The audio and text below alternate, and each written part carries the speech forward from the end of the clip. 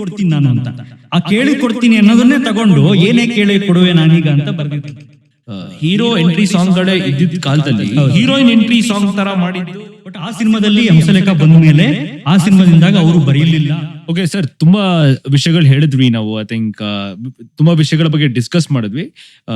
ಮನೋಹರ್ ಬಗ್ಗೆ ಎಲ್ಲ ಹೇಳಿದ್ವಿ. ಬಟ್ ಮನೋಹರ್ ತುಂಬಾ ಮುಂದೆ ಬಂದ್ಬಿಡ್ವಿ ಅನ್ಸುತ್ತೆ. ಸೊ ಲೆಟ್ ಸ್ಟಿಕ್ ಟು ಈಗ ಪ್ರೀ ಹಂಸಲೇಖ ಅವರ ಯಾರ್ಯಾರಿದ್ರು ಅದ್ರ ಬಗ್ಗೆ ಮಾತಾಡೋಣ.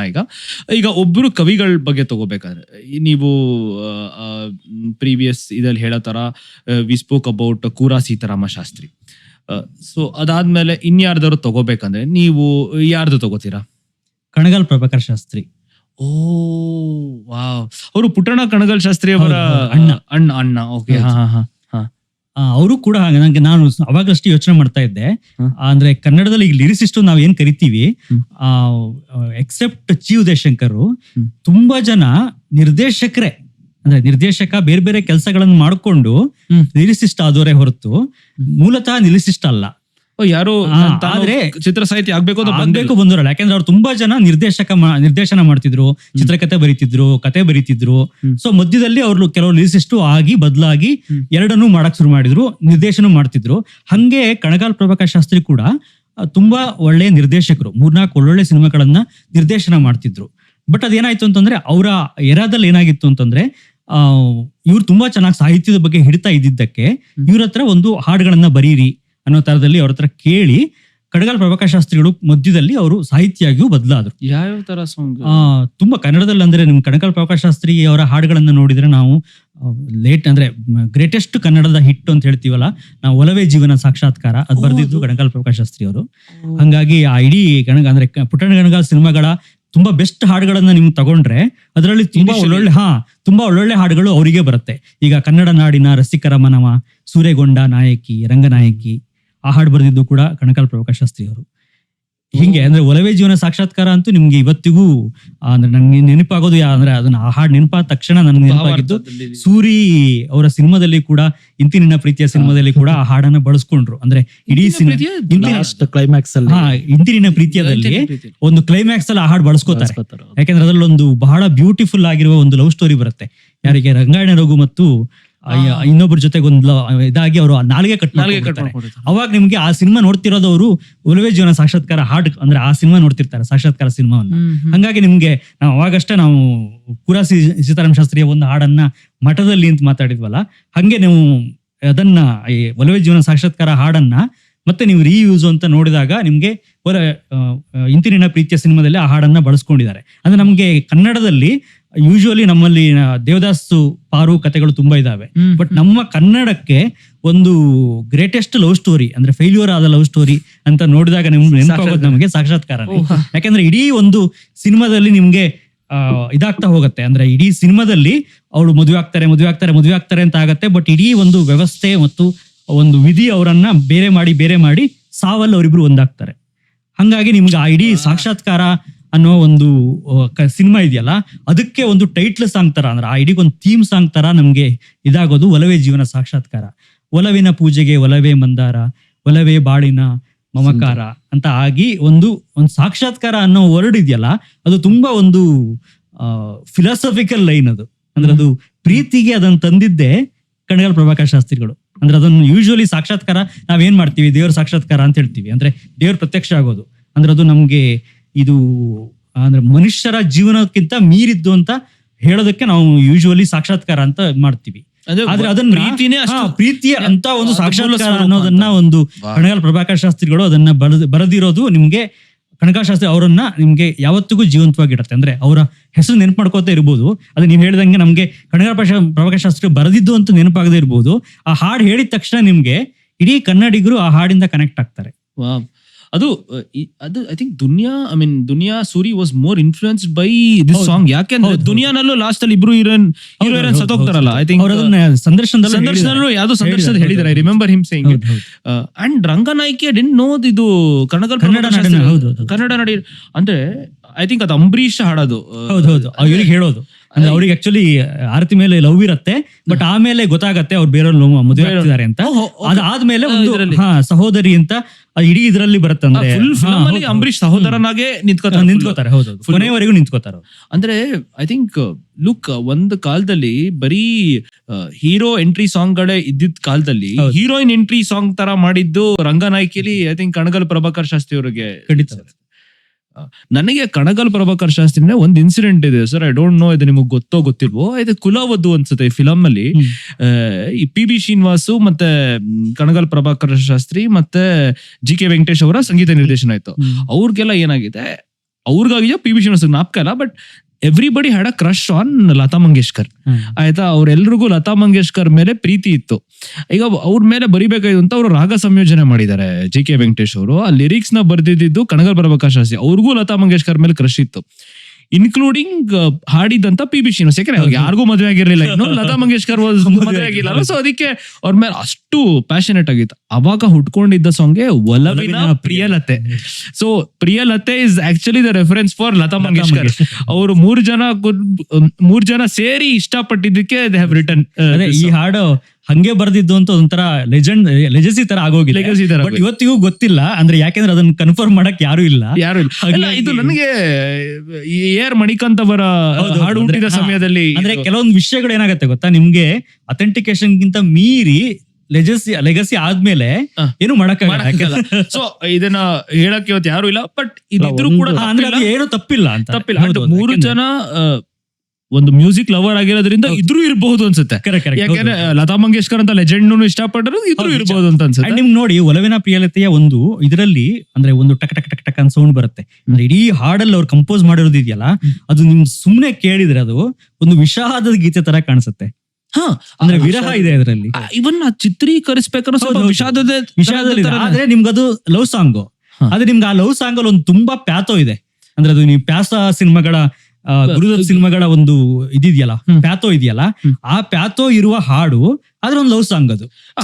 GK ವೆಂಕಟೇಶ್ ಅದನ್ನು ವಿಚಿತ್ರವಾಗಿ ಕಂಪೋಸ್ ಮಾಡಿರೋದಕ್ಕೆ ನಿಮ್ಗೆ ನೋಡಿದ್ರೆ, ನಿಮ್ಗೆ ಇಳಿಯರಾಜ ಅವರ ಗುರುಗಳು GK ವೆಂಕಟೇಶ್ ಆಗಿರೋದಕ್ಕೆ ನಿಮ್ಗೆ ಇಳಿಯರಾಜ ಅವರ ಒರಿಜಿನಲ್ ಎಲ್ಲಿ ಇರಬಹುದು ಅಂತ ನೋಡಕ್ ಹೋದ್ರೆ ನಿಮ್ಗೆ ಈ ಹಾಡಲ್ಲಿ ಸಿಗತ್ತೆ. ಯಾಕಂದ್ರೆ ಬಹುಶಃ ನಂಗೆ ತಿರೋ ಪ್ರಕಾರ ಈ ಹಾಡಿನ ಇದರಲ್ಲಿ ಕೂಡ ಅವ್ರು ವರ್ಕ್ ಮಾಡಿದ್ದಾರೆ ಅಂತ ಅನ್ಸುತ್ತೆ. ಇಳೆಯರಾಜ ಅವರು ವರ್ಕ್ ಮಾಡಿದ್ರು ಅಂತ ಅನ್ಸುತ್ತೆ. ಹಂಗಾಗಿ ನಿಮ್ಗೆ ಆ ಹಾಡಿನ ಒಂದು ಆರ್ಕೆಸ್ಟ್ರೇಷನ್ ಸಾಂಗ್ ಹಂಗಿದೆ ನೋಡ, ಅವಳ ಚಿಂತೆ, ಅವಳ ಮಾತೆ, ಮಧುರ ಗೀತೆ. ಸೊ ಒಲವಿನ ಪ್ರಿಯಲತೆ ಹಂಗೆ ಬಂದಾಗ ಅವಳ ಚಿಂತೆ, ನನ್ಗೆ ಅವಳ ಚಿಂತೆಯಲ್ಲೇ ಇದೀನಿ, ಅವಳ ಮಾತೆ ನನಗೆ ಮಧುರ ಗೀತೆ. ಇಟ್ಸ್ ಆಲ್ ಅವಳೇ ನನ್ನ ದೇವತೆ ಅಂದ್ರೆ ಆಲ್ರೆಡಿ ನೀವು ಸಾಕ್ಷಾತ್ಕಾರ ದೇವ್ರಿಗೆ ಹೆಂಗ್ ಹೋಲಿಸ್ತಿರೋ. ಕಣಗಲ್ ಪ್ರಭಾಕರ್ ಶಾಸ್ತ್ರಿ ಪಾಪ ಅವ್ರ ಪ್ರೀತಿಸೋರ್ನೆಲ್ಲ ದೇವ್ರ ನೋಡಿಸ್ತಾ ಇದಾರೆ ಅಲ್ಲಿ. ಸೊ ಪ್ರಾಬಬ್ಲಿ ನಮ್ ಎಲ್ರಿಗೂನು ಅರ್ಥ ಆಗ್ತಾ ಇದ್ದ ಪ್ರೀತಿನೇ ಅಲ್ಲಿಂದ ಅಂತ ಅನ್ಸುತ್ತೆ. ಹೌದು, ನಿಜ.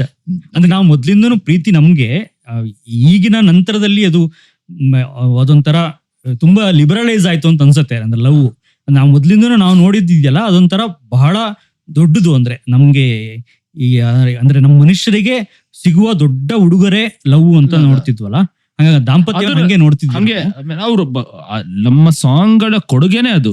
ಪ್ರೀತಿ ಉಳಿದಿರೋದಕ್ಕೆ one of the reasons because of songs ಈ ತರ ಹಾಡುಗಳಿಂದ. ನೀವು ಇನ್ಯಾವ್ದಾರು ಒಬ್ರು ಆಥರ್ ರೈಟರ್ ತಗೋತೀರ, ಲಿರಿಸಿಸ್ಟ್ ಅಂದ್ರೆ ಯಾರ್ದ ಬಗ್ಗೆ ಮಾತಾಡೋಣ? Legend chi Udayashankar. I think ಅವ್ರ ಬಗ್ಗೆ ಒಂದು 8 ಸೀರೀಸ್ ಮಾಡ್ಬೋದು ನಾವು, ಅಷ್ಟಿದೆ ಅವ್ರದ್ದು ವಾಲ್ಯೂಮ್. ಕನ್ನಡದಲ್ಲಿ ಮೋಸ್ಟ್ ಅಂದ್ರೆ ಮ್ಯಾಕ್ಸಿಮಮ್ ಸಾಂಗ್ಸ್, ಕನ್ನಡದಲ್ಲಿ ಆಲ್ಮೋಸ್ಟ್ ಇಂಡಿಯಾದಲ್ಲೇ ಮ್ಯಾಕ್ಸಿಮಮ್ ಸಾಂಗ್ಸ್ ಬರ್ದಿರೋದು ಚಿ ಉದಯಶಂಕರ್ ಅವರು. ಆಲ್ಮೋಸ್ಟ್ 4,000 ಹಾಡುಗಳನ್ನ ಬರೆದಿದ್ದಾರೆ. ಗಿನ್ನಿಸ್ ರೆಕಾರ್ಡ್ ಕೂಡ ಆಗಿದೆ ಅಂತ ಓದಿದ್ದೆ. ಅಂದ್ರೆ ನಂಗೆ ಗಿನ್ನಿಸ್ ರೆಕಾರ್ಡ್ ನಂಗೆ ಗೊತ್ತಿಲ್ಲ, ಆದ್ರೆ ಆ ಹಾಡುಗಳು ಅವರಲ್ಲಿ ಅವ್ರ ಹೈಯೆಸ್ಟ್, ಎರಡನೇ ಹೈಯೆಸ್ಟ್ ಆರ್ ಎನ್ ಜಯಗೋಪಾಲ್ ಅಂತ ಹೇಳ್ತಾರೆ. ಕನ್ನಡದಲ್ಲಿ ಅತಿ ಹೆಚ್ಚು ಹಾಡುಗಳನ್ನ ಬರೆದಿದ್ದು ಚಿ ಉದಯಶಂಕರ್. ಅದನ್ನ ಅವರು ನನ್ಗೂ ಒಂದು ಅದ್ರದ್ದಿದೆ. ಚಿ ಉದಯಶಂಕರ್ದ ಒಂದು ವಿಚಿತ್ರವಾದ ಅಂದ್ರೆ ಇದಿದೆ, ಏನು ಅಂತಂದ್ರೆ ಏನ್ ಹೇಳ್ತೀವಲ್ಲ, ವಾಲ್ಯೂಮ್ ಅಂತ ಹೇಳ್ತೀವಲ್ಲ, ಅಂದ್ರೆ ಅಷ್ಟು ಅಗಾಧವಾಗಿ ಬರೆಯೋದಕ್ಕೆ ಚಿ ಉದಯಶಂಕರ್ ಬಿಟ್ರೆ ಬೇರೆ ಯಾರಿಗೂ ಸಾಧ್ಯ ಇಲ್ಲ ಅಂತ ಹೇಳುವಷ್ಟು ಮಟ್ಟದಲ್ಲಿ ಚಿ ಉದಯಶಂಕರ್ ಬರೆದಿರೋದು. ಅವರು 1 ವರ್ಷ ಅಂದ್ರೆ 82 ಅನ್ಸುತ್ತೆ, 1982ರಲ್ಲಿ ರಿಲೀಸ್ ಆದ ಸಿನಿಮಾಗಳೇ 68 ಅಂತೆ.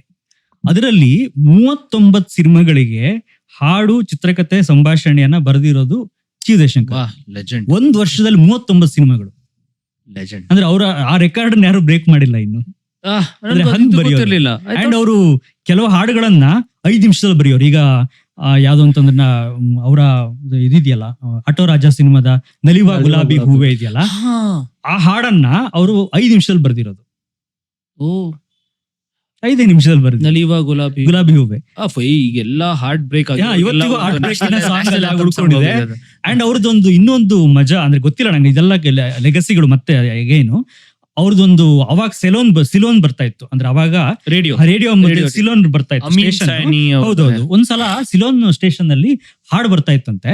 ಹಾಡು ಬರ್ತಾ ಇದ್ರೆ ಅದರಲ್ಲಿ ಒಂದು ವಿಜಯ ನರಸಿಂಹ ಒಂದು ಹಾಡು ಬಂತಂತೆ, ಆರ್ ಎನ್ ಜಯಗೋಪಾಲದ ಒಂದು ಹಾಡು ಬಂತಂತೆ. ಇವ್ರದ್ದು ಹಾಡೇ ಬಂದಿಲ್ವಂತೆ, ಚಿ ಉದಯಶಂಕರ್. ಯಾರೋ ಒಬ್ರು ತಮಾಷೆ ಮಾಡಿದ್ರಂತೆ, ಏನ್ರೇ ನೀವು ಇಷ್ಟು ದೊಡ್ಡ ಸಾಹಿತಿ ಅಂತ ಹೇಳ್ತೀರಿ, ನಿಮ್ ಹಾಡೇ ಬಂದಿಲ್ಲ ರೇಡಿಯೋದಲ್ಲಿ ಅಂತ. ಅವರು ಆ ಮೂಮೆಂಟ್ ಅಲ್ಲಿ ಕೂತು ಒಂದು ಹಾಡನ್ನ, ಯಾವ್ದೋ ಒಂದು ಸಿಚುವೇಶನ್ ಬೇಕಾದ ಹಾಡನ್ನ 12 ವರ್ಷ ಬರ್ದಿದಾರಂತೆ. ಅದು ಯಾವ್ದು ಅಂತಂದ್ರೆ ಇದು ಯಾವ್ದು ಅಂತಂದ್ರೆ ಬೆಂಕಿಯ ಬಲೆ ಇದೆಯಲ್ಲ, ಬಿಸಿಲಾದರೇನು ಮಳೆಯಾದರೇನು, ಒಲಿದ ಜೀವ ಹಂಗೆ ಅದರ 2 ವರ್ಷನ್ ಅವ್ರು ಬಳಸ್ಕೊಂಡಿರೋದು. ಆದ್ರೆ ಅವ್ರು ಬರೆದು ಅವತ್ತು ಆ ಕ್ಷಣದಲ್ಲಿ ಕೂತು 12 ವರ್ಷ ಬರ್ದಿದ್ರಂತೆ. ಅದ್ರಲ್ಲಿ ಬಳಕೆ ಆಗಿರೋದು 2 ಹಾಡು ಅದ್ರಲ್ಲಿ. ಹಂಗೆ ಅವ್ರಿಗೆ ಅಷ್ಟು ನಮ್ಗೆ ಯೂಶುವಲಿ ನಾವೆಲ್ಲ ರೈಟರ್ ಆಗಿರೋದಕ್ಕೆ ನಮ್ಗೊಂದು ರೈಟರ್ ಬ್ಲಾಕ್ ಅಂತ ಮಾತಾಡ್ತಿರ್ತೀವಲ್ಲ ಯಾವಾಗ್ಲೂ, ಅಂದ್ರೆ ನಮ್ಗೆ ಬರೆಯೋಕ್ಕಾಗಲ್ಲ ರೈಟರ್ ಅಂತ. ಬಟ್ ಚಿ ಉದಯಶಂಕರ್ ಹೆಂಗೆ ಅಂದ್ರೆ, ಓಕೆ ಇದೊಂದು ಹಾಡ್ ಬೇಕು ಅಂತಂದ್ರೆ ಬರ್ಕೊಡ್ತೀನಿ ನಾನು. ಇನ್ನೊಂದ್ ಏನೋ ಬರ್ದಿದ್ರಂತೆ, ಯಾವ್ದು ಅಂತಂದ್ರೆ ಏನೇ ಕೇಳು ಕೊಡುವೆ ನಾನೀಗ ಅಂತ. ಆ ಹಾಡು ಬರ್ದಿದ್ ಹೆಂಗಂತೆ ಅಂದ್ರೆ, ಯಾರೊಬ್ರು ಬಂದ್ಬಿಟ್ಟು ಈಗ ನೀನೇನೋ ಬರ್ಕೊಟ್ರೆ ನಾನು ಏನ್ ಬೇಕಾದ್ರೂ ಕೊಡ್ತೀನಿ, ನೀನ್ ಕೇಳಿದ್ದೆ ಕೊಡ್ತೀನಿ ಅಂತ ಹೇಳಿದ್ರು. ಇಳೆಯರಾಜ ಆಸ್ಕಿಂಗ್ ಏನೋ ಬೇಕು ಸರ್ ಅಂದಾಗ ಅದೇ ಅವ್ರು ಕೇಳಿದ್ರಂತೆ, ಈಗ ಒಂದ್ ಹಾಡು ಬರ್ಕೊಟ್ರೆ ಕೇಳಿದ್ ಕೊಡ್ತೀನಿ ನಾನು ಅಂತ. ಆ ಕೇಳಿದ್ ಕೊಡ್ತೀನಿ ಅನ್ನೋದನ್ನೇ ತಗೊಂಡು ಏನೇ ಕೇಳಿ ಕೊಡುವೆ ನಾನೀಗ ಅಂತ ಬರ್ದಿದ್ದಂತೆ. ಹಂಗೆ ಚಿ ಉದಯಶಂಕರ್ದೊಂದು ಅಗಾಧ. ಅಂಡ್ ಇನ್ನೊಂದು ಅವ್ರದ್ದು, ಓಕೆ ನಾನು ತುಂಬಾ ಫ್ಲೋ ಅಲ್ಲಿ ಹೋಗ್ತಿದ್ದೀನಿ, ಚಿ ಉದಯಶಂಕರ್ದು ಇನ್ನೊಂದು ಚೆನ್ನಾಗಿ ಕಥೆ ಇದೆ ನನಗೆ. ಶ್ರೀನಿವಾಸ ಮೂರ್ತಿಗಳು ಹೇಳಿದ್ದು, ನಟ ಶ್ರೀನಿವಾಸ ಮೂರ್ತಿಗಳು ಅವರು ಮೈಸೂರಲ್ಲಿ ಏನೋ ಶೂಟಿಂಗ್ ಆಗ್ತಾ ಇತ್ತು, ಕವಿರತ್ನ ಕಾಳಿದಾಸ ಸಿನಿಮಾದ ಶೂಟಿಂಗು. ಚಿ ಉದಯಶಂಕರ್ ಸಾಮಾನ್ಯವಾಗಿ ರಾತ್ರಿ ಹೊತ್ತು ಬರೆಯೋರಂತೆ. ರಾತ್ರಿ ಹೊತ್ತು ತುಂಬಾ ಈ ಡೈಲಾಗ್ಗಳನ್ನೆಲ್ಲ ರಾತ್ರಿ ಹೊತ್ತೇ ಬರೆಯೋರು. ಅವರು ಏನ್ ಮಾಡೋರು ಅಂದ್ರೆ, ಒಂದ್ ದಿವಸ ಪಕ್ಕದ ರೂಮಲ್ಲಿ ಇವರಿದ್ರಂತೆ, ಶ್ರೀನಿವಾಸ ಮೂರ್ತಿಗಳಿದ್ರಂತೆ. ಶ್ರೀನಿವಾಸ ಮೂರ್ತಿಗಳು ಮಲಗಿದಾಗ ಬಂದು ಬಾಗಿಲು ತಟ್ಟಿ ಎಬ್ಸಿ, ಇದೊಂದು ಡೈಲಾಗ್ ಬರ್ದಿದ್ದೀನಿ ನೋಡುವ ಕವಿರತ್ನ ಕಾಳಿದಾಸದ್ದು ಅಂತ ಹೇಳಿ ಅವರು ಡೈಲಾಗ್ ಅನ್ನ ಇವ್ರಿಗೆ ಓದ್ ಹೇಳೋರಂತೆ. ಹಂಗಾಗಿ ನನ್ಗೊಂಥರ ಚಿ ಉದಯಶಂಕರ್ ಅಂದ್ರೆ ಆ ಇಮೇಜ್ ಯಾವಾಗ್ಲೂ ಉಳ್ಕೊಂಡ್ಬಿಟ್ಟಿದೆ. ಅಂಡ್ ಅವ್ರು ತುಂಬಾ ಕುರುಕುಲು ತಿಂಡಿ ತಿನ್ನೋರು. ಹಂಗಾಗಿ ಅವರು ಒಂದು ಟೇಸ್ಟ್ ಅನ್ನೋದು ತಿನ್ನೋದ್ರಲ್ಲೂ ಇತ್ತು, ಬರ್ದಿದ್ದು ಹಂಗೆ ಟೇಸ್ಟ್ ಆಗಿ ಬರ್ತಿತ್ತು ಅವ್ರದ್ದು. ಸರ್ ನೀವು ಯಾವ ಸಾಂಗ್ ಹೇಳ್ತೀರಾ ಚಿ ಉದಯಶಂಕರ್ ಅವ್ರ ಬಗ್ಗೆ ಮಾತಾಡ್ಬೇಕು? ಈಗ ನಮ್ದ್ರಲ್ಲಿ ಒಂದು ಹಳೇದೊಂದು ಇದಿತ್ತು, ಮಾತಿತ್ತು, ನೀವು ಬೆಂಗಳೂರಲ್ಲಿ ಎಲ್ಲೋ ಕಳ್ಳೆಸಿದ್ರು ಯಾವ್ದೋ ಇಂಜಿನಿಯರ್ ಮೇಲೆ ಬೀಳತ್ತಂತೀವಲ್ಲ, ಹಂಗೆ ನೀವು ಯಾವ್ದೇ ಕನ್ನಡದಲ್ಲಿ ಯಾವ್ದೋ ಒಂದು ಸಾಂಗ್ ಗೆಸ್ ಮಾಡಿ ಅಂದ್ರೆ ಚಿ ಉದಯಶಂಕರ್ದೇ ಜಾಸ್ತಿ ಗೆಸ್ ಮಾಡ್ತೀವಿ. ನಿಮ್ಗೆ ಯಾರು ಲಿರಿಸಿಸ್ಟ್ ಗೊತ್ತಾಗ್ಲಿಲ್ಲ ಅಂದ್ರೆ ಅದು ಚಿ ಉದಯಶಂಕರ್ ಲೇಬಲ್ ಆಗ್ಬಿಡ್ಬೋದು.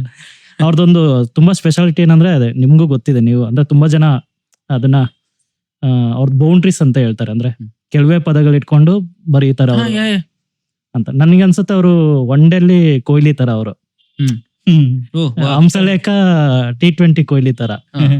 ಅಂದ್ರೆ ನಿಮ್ಗೆ ಗೊತ್ತು ಏನ್ ಬರಿಬೇಕು, ಪಿಚ್ ಸೆಟ್ ಆಗಿದೆ, ಟಾರ್ಗೆಟ್ ಇದೆ, ನೀವು ಆರಾಮಾಗಿ ಸ್ಟ್ರೈಕ್ ರೊಟೇಟ್ ಮಾಡ್ಬೇಕು. ಸೊ ನಿಮ್ಗೆ ಇಲ್ಲಿ ಆಲ್ರೆಡಿ ಮ್ಯೂಸಿಕ್ ಸೆಟ್ ಆಗಿದೆ, ಆ ಮ್ಯೂಸಿಕ್ ಕೂಡ ಚೆನ್ನಾಗಿದೆ. ಆಗಿನ ಕಾಲದಲ್ಲಿ ತುಂಬಾ ಅದ್ಭುತವಾಗಿ ಕಂಪೋಸಿಷನ್ ಮಾಡ್ತಿರು, ಜಿ ಕೆ ವೆಂಕಟೇಶ್ ಇಂದ ಹಿಡಿದು ರಾಜನ್ ಆಗಿದ್ರು ಅವ್ರಿಗೂ. ಮ್ಯೂಸಿಕ್ ಆಲ್ರೆಡಿ ನಿಮ್ಗೆ ಒಂದು ಬಾರ್ ಸೆಟ್ ಆದಾಗ ಅದಕ್ಕೆ ಮೀಟ್ರ್ ಕೂರ್ಸ್ಬೇಕು. ಅದೇ ನಾನು ಹೇಳೋಣ, ನಮ್ ಕನ್ನಡ ಸಾಹಿತ್ಯದಲ್ಲಿ ತಗೊಂಡ್ರೆ 2 ತರದ ಚಿತ್ರ ಸಾಹಿತಿಗಳು ನೋಡ್ಬೋದು. ಒಂದು ಮೀಟ್ರ್ ಕೂರ್ಸೋದು, ಇನ್ನೊಬ್ರು ಹಾರ್ಟ್ ಕೂರ್ಸೋದು. ಈ ಹಾರ್ಟ್ ಕೂರ್ಸೋದ್ರಲ್ಲಿ ಉದಯಶಂಕರ್ ಅಗ್ರಮಾನ್ಯ ಅಂತ ನನ್ಗೆ ಅನ್ಸುತ್ತೆ. ಆಮೇಲೆ ತುಂಬಾ ಸಾಂಗ್ಸ್ ಇದೆ, ಯಾವ್ದಂತ ನನ್ಗೆ ಅಂದ್ರೆ ಇವಾಗ ಜೀವ ಹೂವಾಗಿದೆ, ಅದ್ರಲ್ಲಿ ನೋಡಿ ಎಷ್ಟು ತುಂಬಾ ಸಿಂಪಲ್ ಪದಗಳು, ಭಾವ ಹಾಡಾಗಿದೆ. ಅಲ್ಲ ಸರ್, ನಾನು ಅವ್ರು ನೋಡಿದೀನಿ, ಅವ್ರಿಗೆ ಗೊತ್ತಿದ್ದಿದ್ದೆ ಅವ್ರು ಹೇಳ್ತಾರಲ್ಲ, ನನಗೆ ಗೊತ್ತಿರೋದೇ 150 ಕನ್ನಡ ಪದಗಳು. ಆ ಪರ್ಮ್ಯೂಟೇಷನ್ ಕಾಂಬಿನೇಷನ್ ಅಲ್ಲಿ 44,000 ಹಾಡುಗಳು ಬರ್ದಿದ್ದಾರೆ ಅಂದ್ರೆ, ಸೊ ಇಮ್ಯಾಜಿನ್ ಅವರ ಬ್ರೈನ್ ಹೆಂಗ್ ವರ್ಕ್ ಆಗಿರುತ್ತೆ. ಹೌ ದೇ ವುಡ್ ಹ್ಯಾವ್, ಅದರಲ್ಲಿ ಬರೀ ಪ್ರೇಮ ಗೀತೆಗಳಂತ ಅಲ್ಲ, ಅವರು ವಿರಹ ಗೀತೆಗಳನ್ನೂ ಬರ್ತಿದ್ದಾರೆ, ಅದ್ರ ಜೊತೆಗೆ ಭಕ್ತಿ ಗೀತೆಗಳನ್ನೂ ಅದರಲ್ಲೇ ಬರ್ತಿದ್ದಾರೆ. ಅದರಲ್ಲೇ he has return hero song ಇರ್ಬೋದು. ಅವ್ರು ಆಕ್ಚುಲಿ ಏನೋ ಮೋಹ ಏನೋ ದಾಹ ಅಂತ ಭಕ್ತಿ ಗೀತನೂ ಬರ್ದಿದ್ದಾರೆ, ವಿರಹ ಸಾಂಗ್ನು ಬರ್ದಿದ್ದಾರೆ. ಅಂದ್ರೆ ಏನೋ ಮೋಹ ಏನೋ ದಾಹ ತಿಳಿಯದಾಗಿದೆ ಅಂತ ಒಂದು ಹಾಡಿದೆ, ರಾಘವೇಂದ್ರ ಸ್ವಾಮಿಗಳದ್ದು ಒಂದು ಹಾಡಿದೆ. ಹಂಗೆ ಏನು ಮೋಹ ಅಲ್ಲ, ಪ್ರೀತಿ ಕೂಡ ಒಂದು ಭಕ್ತಿ. ಅವ್ರು ಬರ್ದಿದ್ದಾರೆ. ಕಣಗಲ್ ಪ್ರಭಾಕರ್ ರಿಫ್ಲೆಕ್ಷನ್, ಸಾಕ್ಷಾತ್ಕಾರ. ಇನ್ನೊಂದು ಹೇಳೋದು ಮರ್ತೆ, ಆಕ್ಚುಲಿ ಅಣ್ಣವ್ರಿಗೆ ತುಂಬಾ ಇಷ್ಟವಾದ ಪದ ಸಾಕ್ಷಾತ್ಕಾರ ಅಂತ. ಸಾಕ್ಷಾತ್ಕಾರ ಅದು ನನ್ಗಾಗ್ಲೇ ಸರ್ ಮಾತಾಡ್ಬೇಕಾದ್ರೆ ನೆನಪಾಯ್ತು. ಅಂಡ್ ನನ್ಗೆ ಬಹಳ ಇಷ್ಟದ ಸಾಲಿದೆ. ಅಂದ್ರೆ ನಾವು ಕೆಲವೇ ಪದಗಳನ್ನ ಅದನ್ನೇ ಮತ್ತೆ ಮಾಡ್ತಿದ್ರು ಅನ್ನೋ ತರ ನಿಮ್ಗೆ ಅನ್ಸ್ಬೋದು. ಜೀವಶಂಕರ್ ಎಷ್ಟೇ ಪದಗಳನ್ನು ಬಳಸ್ತಿದ್ರು ಅಂತ. ಆದ್ರೆ ಸಿಂಪಲ್ ಆಗಿ ಹೇಳೋದು ಯಾವತ್ತೂ ಕಾಂಪ್ಲೆಕ್ಸ್ ವಿಷಯ. ಅಂದ್ರೆ ಸಿಂಪಲ್ಲೇ ಬಹಳ ಕಾಂಪ್ಲೆಕ್ಸ್ ವಿಷಯ. ಅಂದ್ರೆ ನೀವು ಕಾಂಪ್ಲೆಕ್ಸ್ ಆಗಿರೋದನ್ನ ಏನ್ ಬೇಕಾದ್ರೂ ಬರೆದು ಬಿಡ್ಬೋದು.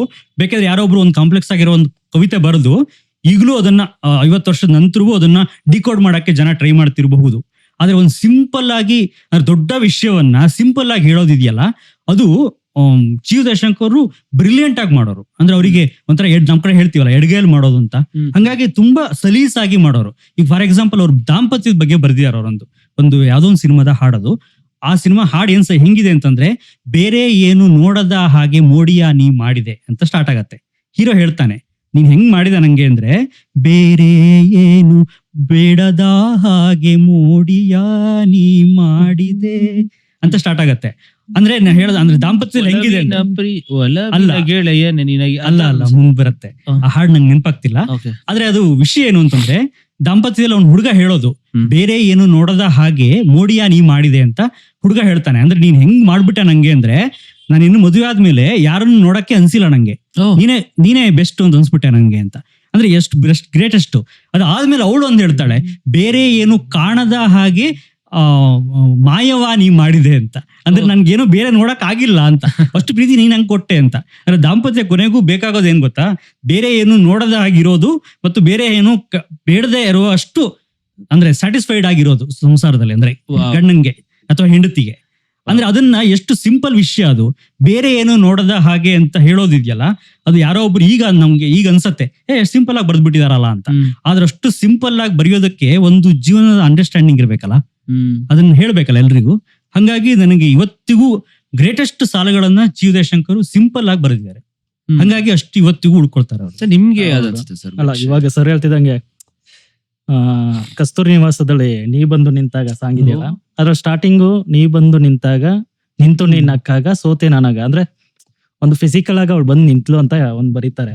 ಬಟ್ ನೀವು ಅದ್ರ ನೆಕ್ಸ್ಟ್ ಸಾಲ್ಗಳು ನೋಡ್ರೆ, ಜೇನಂತ ಮಾತಲ್ಲಿ ಏನದು ಸಂಚಲ್ಲಿ ನಿಂತೆ ನೀ ಮನದ, ಅಂದ್ರೆ ಫಿಸಿಕಲ್ ಆಗಿ ಬಂದು ನಿಂತು ಅದಾದ್ಮೇಲೆ ಮನದೊಳಗಡೆ ನಿಂತ್ಕೊಂಡೆ ಅಂತ ಅದು ಒಂದು ಟ್ರಾನ್ಸಿಷನ್ ಇದೆಯಲ್ಲ, ತುಂಬಾ ಚೆನ್ನಾಗಿ ಮಾಡಿದ್ದಾರೆ ಅಂತ ಅನ್ಸುತ್ತೆ.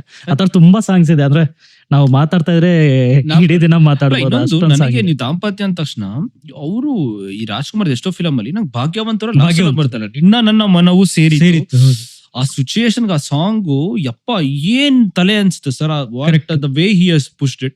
And G Udayashankar he written ಚಿತ್ರಕಥೆ ಗೀತರಕಥೆ ಎಲ್ಲ ಬರ್ದಿದ್ದಾರೆ. ಅವ್ರದ್ದು ಒಂದ್ ಹೇಳ್ಬೇಕು, I feel he is a king maker. ಯಾಕೆ ಅಂದ್ರೆ ಒಂದು ಫಿಲಮ್ ಅಲ್ಲಿ ಅನಂತ್ನಾಗಿ ಅದೋ ಹೀರೋ ಅಂತ ಪ್ರೊಡ್ಯೂಸರ್ ಕರ್ಕೊಂಡು ಹೋಗಿದ್ದಾರೆ. ಅನಂತ್ನಾಗ್ನ ಮಾಡ್ಬೇಕು ಅಂದಾಗ ಅವರು ಶಂಕರ್ನಾಗ್ನ ನೋಡ್ಬಿಟ್ಟಿದ್ದಾರೆ ಆಲ್ರೆಡಿ. ಥಿಂಕ್ ಶಂಕರ್ನಾಗ್ ಆಲ್ರೆಡಿ ಒಂದೊಂದು ಕಾಲದಲ್ಲಿ ಮಾಡಿ ನನ್ಗೆ ಹೀರೋ ಎಲ್ಲ ಬೇಡ, ನಾನು ಡೈರೆಕ್ಟರ್ ಆಗ್ತೀನಿ ಅಂತ ಕೂತಿದ್ರಂತೆ. ಇವ್ರು ನೋಡ್ಕೊಂಡ್ ಬಂದ್ಬಿಟ್ಟು ನಾನು ಶಂಕರ್ನಾಗ್ನ ಹೀರೋ ಮಾಡ್ಬೇಕು ಅಂತ ಬಂದಿರುತ್ತೆ. ಶಂಕರ್ನಾಗ್ ವಾಸ್ ನಾಟ್ ರೆಡಿ, ನಾನು ಹೀರೋ ಆಗಕ್ಕೆಲ್ಲ ನಾನು ಬಂದಿರೋದೇ ಡೈರೆಕ್ಟರ್ ಆಗಕ್ಕೆ, ನಾನು ಯಾಕೆ ಹೀರೋ ಮಾಡ್ತೀರಾ ಅಂದ್ರಂತೆ. ಇಲ್ಲ ಮಾಡ್ತೀನಿ ಅಂತ ಫೋರ್ಸ್ ಮಾಡಿದಾಗ ಶಂಕರ್ನಾಗ್ ಬೇಡ ಅಂತ ಹೇಳಿದಾಗ, ಆಯ್ತು ಸರ್ ನೀವನ್ ಬನ್ನಿ ಇಂಟರ್ವಲ್ ಅಲ್ಲ ಹೀರೋನ್ ಸಾಯಿಸ್ಬಿಡ್ತೀನಿ ಅಂತ ಫಿಲಮ್ ಕೊಡ್ತೀನಿ ಬನ್ನಿ ಅಂತ ಕರೆರಂತೆ. ಶಂಕರ್ನಾಗ್ ಆಯ್ತು ಅಂತ ಒಪ್ಕೊಂಡ್ಬಿಟ್ರೆ, ಆಯ್ತಪ್ಪ ನಾನು ಇಂಟರ್ವಲ್ ಅಲ್ಲಿ ಸಾಯಿಸ್ತೆ ಹಂಗನ್ನ ಪರ ಎಲ್ಲ ಒಪ್ಕೋತೀನಿ ಅಂತ ಒಪ್ಕೊಂಡ್ಬಿಟ್ಟಿದ್ದಾರೆ. ಈಗ ಯಾವ ಸ್ಟೋರಿನೇ ಇಲ್ಲ.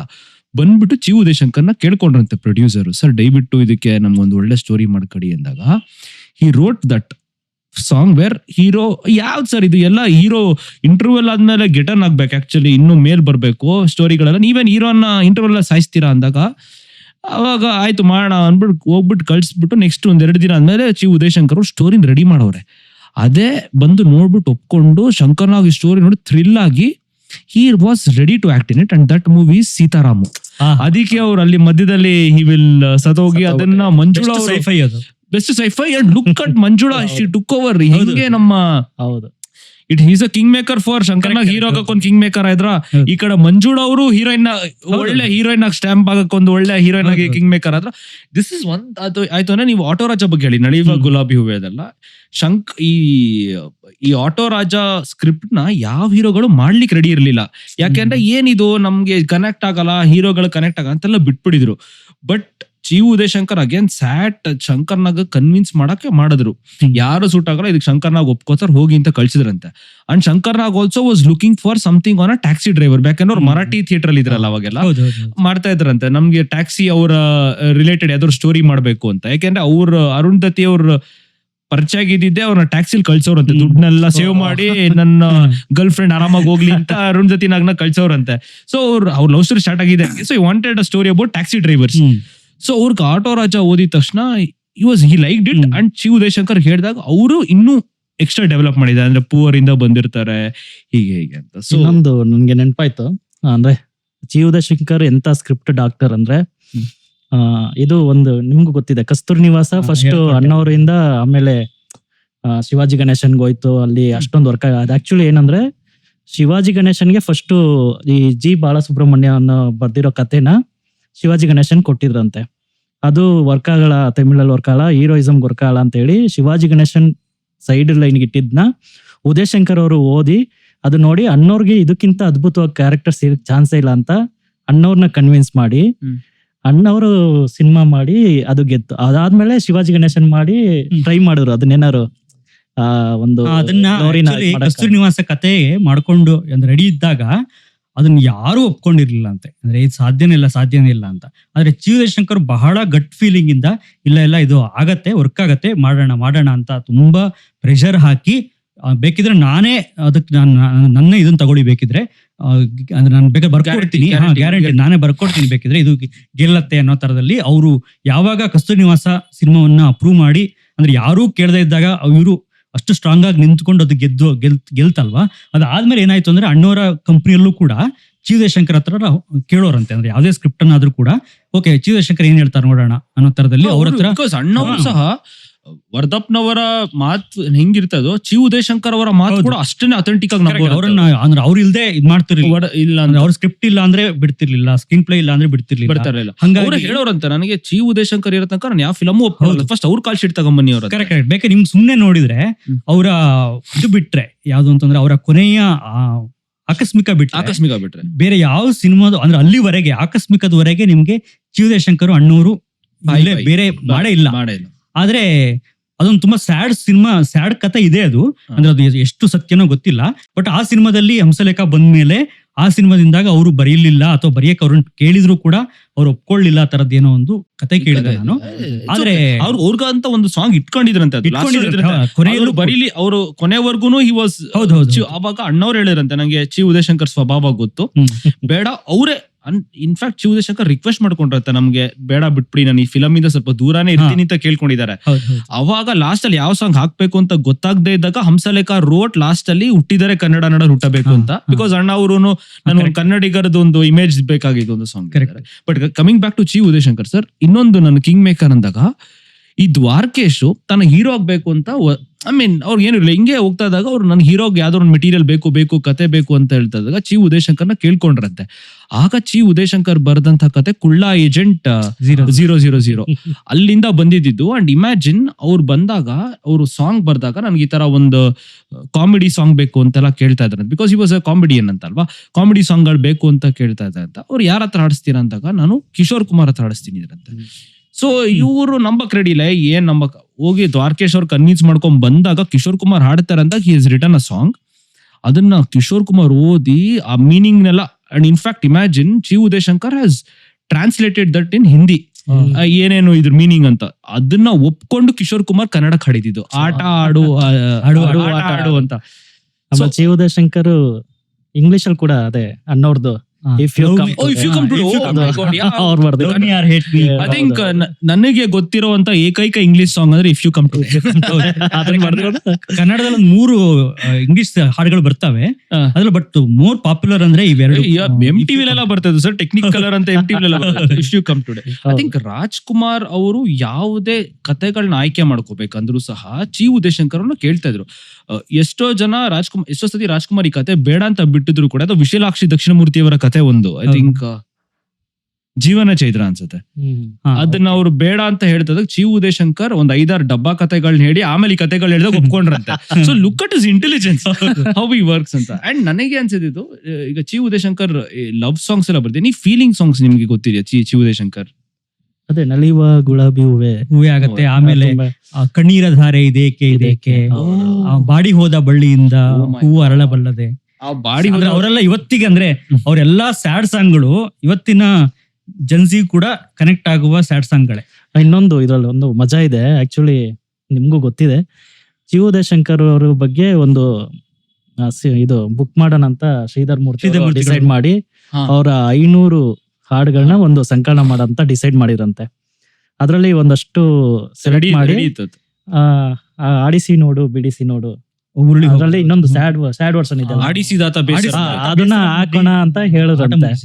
ಬಟ್ ಉದಯಶಂಕರ್ ಏನ್ ಹೇಳಿದ್ರಂತೆ, ಬೇಡ ಇದು ನಾನ್ ಸತ್ತಾಗ ಬರೋ ಹೆಡ್ಲೈನ್ ಇದು, ನಾನ್ ಹಾಕೋದ್ ಬೇಡ ಅಂತ ಹೇಳಿದ್ರಂತೆ. ಅದ್ ಹಾಕಿ 2 ದಿನದಲ್ಲಿ ಇದಕ್ಕೆ ಅವ್ರು ತೀರ್ಕೊಂಡ್ರು. ಅದೇ ಎಲ್ಲಾ ಇದ್ರಲ್ಲೂ ಹೆಡ್ಲೈನ್ ಅದೇ ನ್ಯೂಸ್ ಪೇಪರ್ ಬಂತಲ್ಲ, ಆಡಿಸಿದಾತ ಬೇಸರ ಮೂಡಿ. ಮತ್ತ ಅವ್ರದ್ದು ಬಹಳ ಅಂದ್ರೆ ಇಡೀ ಜಿ.ಉ. ದೇಶಂಕರ್ ಎಂತ ದೈತ್ಯ ಪ್ರತಿಭೆ ಅಂದ್ರೆ, ಅವರು 14 ವರ್ಷಕ್ಕೆ ಒಂದು ಕವನ ಸಂಕಲನ ತರ್ತಾರೆ. 14 ವರ್ಷಕ್ಕೆ ಅದಕ್ಕೆ ಮುನ್ನುಡಿ ಬರೆದಿರೋದು ಬೇಂದ್ರೆ. ಅಂಡ್ 18 ವರ್ಷಕ್ಕೆ ಅವರ 10 ಪುಸ್ತಕ ಬರುತ್ತೆ. 18 ವರ್ಷಕ್ಕೆ 10 ಪುಸ್ತಕ ಅವ್ರು ಪಬ್ಲಿಷ್ ಮಾಡ್ತಾರೆ. ಅದಾದ್ಮೇಲೆ ಅವರಿಗೆ ಸಿಂಗರ್ ಆಗ್ಬೇಕು ಅಂತ ಆಸೆ ಇರುತ್ತೆ, ಹೋಗಿ ಗಮಕ ಕಲಿತಾರೆ. ಆಮೇಲೆ ಕ್ಯಾಮರಾ ಕಲಿತಾರೆ, ಕ್ಯಾಮರಾಮನ್ ಆಗಕ್ಕೆ ಕ್ಯಾಮರಾ ಕಲಿತಾರೆ. ಆಕ್ಟಿಂಗ್ ಸಿಕ್ಕಾಪಟ್ಟೆ ಹುಚ್ಚು ಅಂತ ಹೇಳ್ಬಿಟ್ಟು ಆಕ್ಟಿಂಗ್ ಮಾಡ್ತಾರೆ. ಅಂಡ್ ಅವರು ಸರಿಯಾಗಿ ನೋಡ್ಬೇಕು ಅಂದ್ರೆ ಅವರು ನೆಪೋ ಕಿಡ್ ಮಗ. ಹಂಗಾಗಿ ಇಡೀ ಇಂಡಸ್ಟ್ರಿಯಲ್ಲಿ ಅವ್ರಿಗೆ ಆರಾಮಾಗಿ ಸಿಗ್ಬೋದಾಗಿತ್ತು. ಬಟ್ ಅದ್ ಯಾವ್ದು ಸಿಗದೆ ಒದ್ದಾಡಿ ಆಕ್ಟ್ ಮಾಡ್ತಾರೆ. 2-3 ಸಿನಿಮಾದಲ್ಲಿ ಆಕ್ಟ್ ಮಾಡ್ತಾರೆ. ಅವಾಗ ಸಣ್ಣ ಕ್ಯಾರೆಕ್ಟರ್ಗಳು ಬರ್ತಾ ಇರತ್ತೆ. ಆ ಮೂಮೆಂಟ್ ಅಲ್ಲಿ ಅವ್ರ ತಂದೆ ಕೇಳ್ತಾರೆ, ನೀ ಕರೆಕ್ಟ್ ಆಗಿ ಹೇಳು, ನಿನಗೆ ಆಕ್ಟಿಂಗ ಹಾಡ ಅಂದ್ರೆ ಸಾಹಿತ್ಯನ ಯಾವ್ದು ನಿನಗೆ ಇದು ಅಂದ್ರೆ 2ರಲ್ಲಿ ಒಂದು ಆಯ್ಕೆ ಮಾಡ್ಕೋಬೇಕು, ನೀನು 2 ದೋಣಿಲಿ ಕಾಯಿಡಕ್ ಆಗಲ್ಲ ಅಂತ. ಅವಾಗ ಅವ್ರು ಇಲ್ಲ ನಾನು ಸಾಹಿತ್ಯಾಗಿ ಇರ್ತೀನಿ ಅಂತ ಹೇಳ್ತಾರೆ. ಅದಾದ್ಮೇಲೆ ಅವರು ಸಾಹಿತ್ಯಾಗಿ ಶುರು ಮಾಡ್ತಾರೆ, ಅವರ ಕರಿಯರ್ ಅನ್ನ ಶುರು ಮಾಡ್ತಾರೆ. ಅಂಡ್ ಅವ್ರದ್ದು ಯಾವ್ದೋ ಅಂದ್ರೆ ಅವರ ಮೊದಲ ಸಿನಿಮಾ ಸ್ಕ್ರಿಪ್ಟಿಗೆ ಅವರ ಇದರಲ್ಲಿ ಏನು ಅಂತಂದ್ರೆ ಸೆಟ್ ಅಲ್ಲಿ ಸ್ಕ್ರಿಪ್ಟ್ ಬರಿಬೇಕಾಗಿರತ್ತೆ, ಫಸ್ಟ್ ಸಿನಿಮಾ ಅಂತೂ. ಹಂಗಾಗಿ ಅಂತವ್ರೆ ಹುಡುಕ್ತಿರ್ತಾರೆ ಅವರು. ಅದಕ್ಕೆ ಜಿ.ಉ. ದೇಶಂಕರ್ ಇದು ಮಾಡ್ಬಿಟ್ಟು ಜಿ.ಉ. ದೇಶಂಕರ್ ನಾನು ಬರಿತೀನಿ ಅಂತ ಹೇಳಿ ಒಪ್ಕೋತಾರೆ. ಇಡೀ ಇದನ್ನ ಸೆಟ್ ಅಲ್ಲಿ ಅವರು ಬರ್ದಿರೋದು ಒಂದು ಫಸ್ಟ್ ಸಿನಿಮಾ. ಅವರ ಮೊದಲ ಸಿನಿಮಾ ಮರ್ತೋಗಿದೆ, ನಂಗೆ ಅವ್ರ ಹೆಸರು ಮರ್ತೋಗಿದೆ. ಅಲ್ಲ ಇನ್ನೊಂದು ಸಿನಿಮಾ, ಅದು ಏನೋ ಒಂದು ಬೇರೆ ಸಾಮಾಜಿಕ ಕಥೆನೇ. ಪರವಾಗಿಲ್ಲ. ಆಮೇಲೆ ಇದೊಂದು ಜಸ್ಟ್ ನೀವು ಹಿಂಗೆ ಜಿ.ಉ. ದೇಶಂಕರ್ ಬಗ್ಗೆ ಹೇಳ್ತಾ, ಕಸ್ತೂರಿ ನಿವಾಸ ಬಗ್ಗೆ ಹೇಳ್ತಾ, ಇದು ನನ್ಗೇನು ಗೊತ್ತು ಅಂದ್ರೆ, ನಮ್ಮ ತಾತನು LIC ವರ್ಕ್ ಮಾಡ್ತಾ ಇದ್ರು. G Udayashankar was an LIC agent.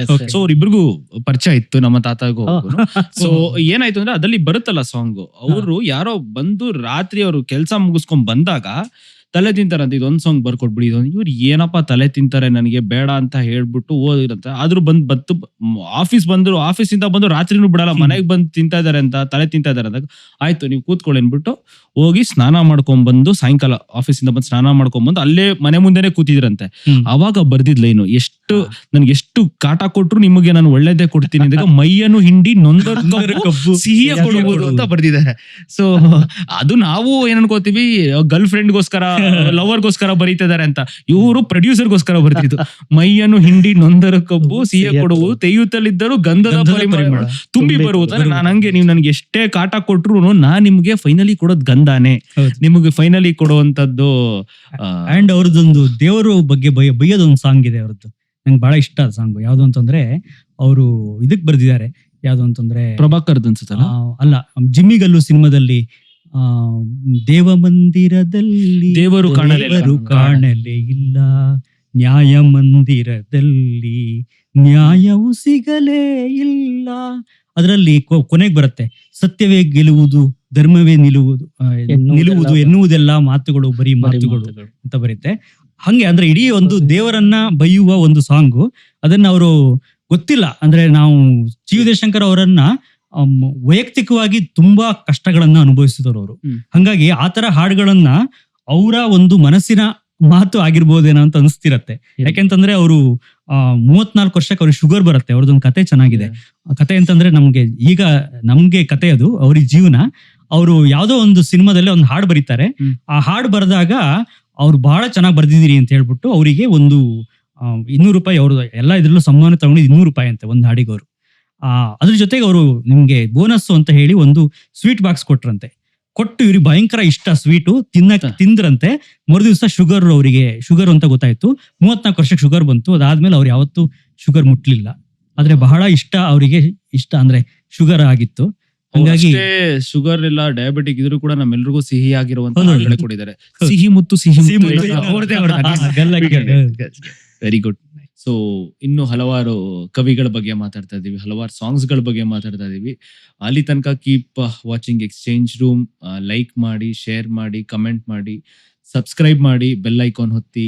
ನಿಮ್ದು ಯಾವುದೇ ಕಮೆಂಟ್ಸ್, ಕಂಪ್ಲೇಂಟ್ಸ್, ಕಾಂಪ್ಲಿಮೆಂಟ್ಸ್ ಇದ್ರು ಸಹ ಕಮೆಂಟ್ ಬಾಕ್ಸ್ ಅಲ್ಲಿ ತಿಳಿಸಿ. ನಮಸ್ಕಾರ.